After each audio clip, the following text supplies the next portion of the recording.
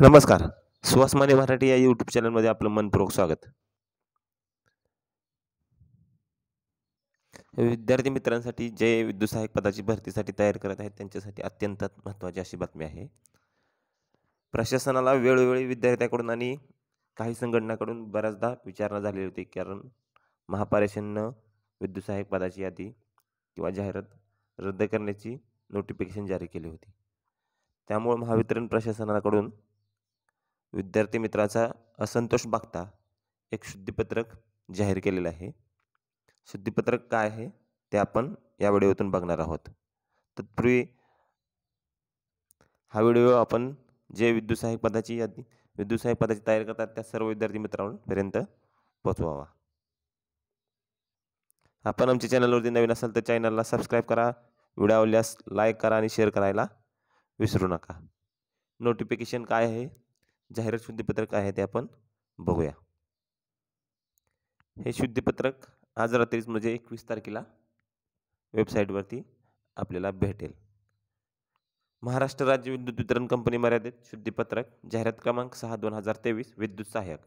महाराष्ट्र राज्य विद्युत वितरण कंपनी मर्यादितच्या कार्यक्षेत्रात येणाऱ्या कार्यालयातील विद्युत सहाय्यकाची पदे सरळ सेवा भरतीद्वारे भरण्याकरता जाहिरात क्रमांक 6/2023 कंपनीच्या संकेतस्थळावर डिसेंबर 2023 मध्ये प्रसिद्ध करण्यात आली होती. तसेच उमेदवारांनी ऑनलाईन अर्ज भरण्याकरता दिनांक 20/6/2024 पर्यंत मुदतवाढ देण्यात आलेली होती.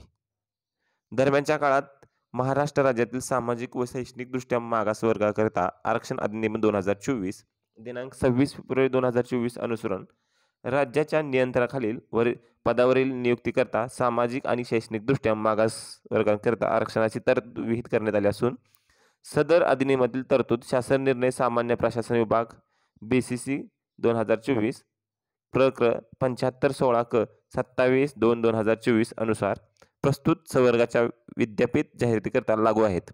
प्रस्तुत प्रकरणी सामाजिक व शैक्षणिकदृष्ट्या मागास वर्गाकरता आरक्षण निश्चित करून त्यानुसार पदाच्या सामाजिक समांतर आरक्षणाचा सुधारित तपशील खालीलप्रमाणे आहे. प्रवर्ग पदसंख्या अ साठी 703, अ साठी 502, विज अ साठी 161, भज ब साठी 146, भज क साठी 202, भज ड साठी 120, विमाप्र 119, इतर मागास प्रवर्गासाठी 898, सामाजिक व शैक्षणिकदृष्ट्या मागास प्रवर्ग 510, आर्थिकदृष्ट्या घटकासाठी 391 आणि खुल्या गटासाठी 1634.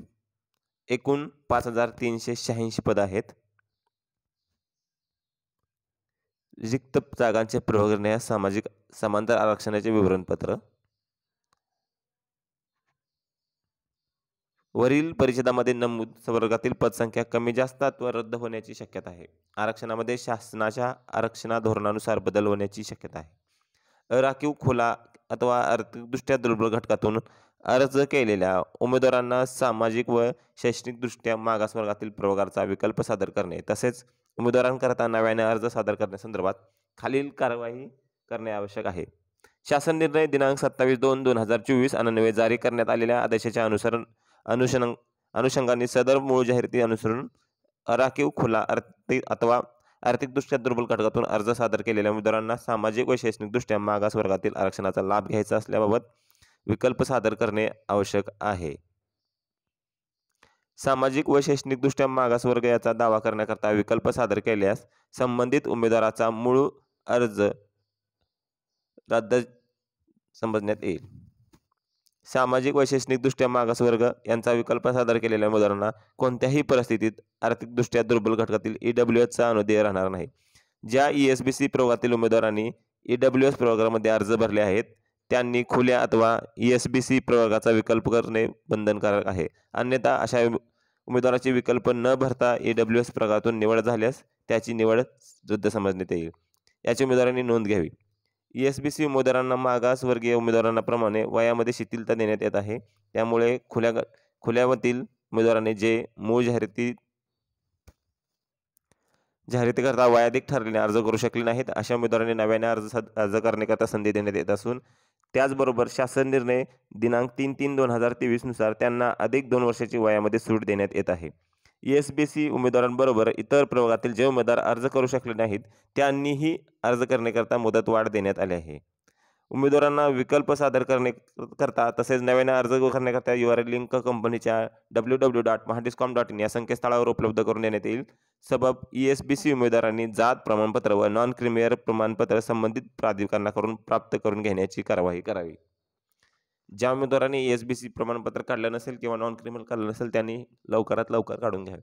ESBचा दावा दाखल करण्यासाठी विकल्प सादर करणाऱ्या तसेच नवीन अर्ज सादर करणाऱ्या उमेदवाराचे जात प्रमाणपत्र सदर विकल्प सादर करण्याकरता विहित करण्यात येणाऱ्या अंतिम दिनांकापूर्वीच असणे आवश्यक आहे. तसेच उमेदवाराकडे सन 2023-24 अथवा 24-25 या वर्षात वैध असणारे उन्नत व प्रगत गटात मोडत नसल्याबाबत NCL म्हणजे नॉन क्रिमिनल सर्टिफिकेट आवश्यक आहे. सदर पदाचा मूळ जाहिरातीनुसार कमाल वयोमर्यादा तसेच शैक्षणिक अर्हता गणण्याचा दिनांक 29 डिसेंबर 2023 असाच राहील. ESBC प्रवर्गाकरता उमेदवारांकरता उच्चतम वयोमर्यादेमध्ये 5 वर्ष शिथिलता देण्यात येत आहे. मूळ जाहिरात क्रमांक 6/2023 मुद्दा क्रमांक 3 तसेच पदाच्या भरतीबाबत प्रसिद्ध करण्यात आलेले शुद्धीपत्रक दिनांक 17/5/2024 मधील वयोमर्यादेबाबतचे इतर मुद्दे अबाधित राहतील. सामाजिक व शैक्षणिकदृष्ट्या मागास वर्गाच्या अनुषंगाने मान्य उच्च न्यायालय मुंबई येथे रिट याचिका क्रमांक 3468/2024 दाखल करण्यात आली होती. प्रस्तुत न्यायालयीन प्रकरणी मान्य उच्च न्यायालयाने दिनांक 16/4/2024 रोजीचा आदेश व सदर न्यायालयीन प्रकरणाच्या अंतिम निर्णयाच्या अधीन राहून सदर भरती प्रक्रिया करण्यात येईल. उक्त पदाच्या जाहिरातीत अंतर्गत ज्या उमेदवारांनी यापूर्वी अर्ज भरले आहेत त्यांनी पुनश्च अर्ज भरण्याची आवश्यकता नाही. मूळ जाहिरात क्रमांक 6/2023 मधील तसेच जाहिराती संदर्भात यापूर्वी प्रसिद्ध करण्यात आलेल्या शुद्धीपत्रकामधील इतर अटी व शर्ती अपरिवर्तित राहतील. हे शुद्धीपत्रक दिनांक 21/6/2024 रोजी कंपनीच्या वेबसाईटवरती अपलोड केलेलं आहे. धन्यवाद.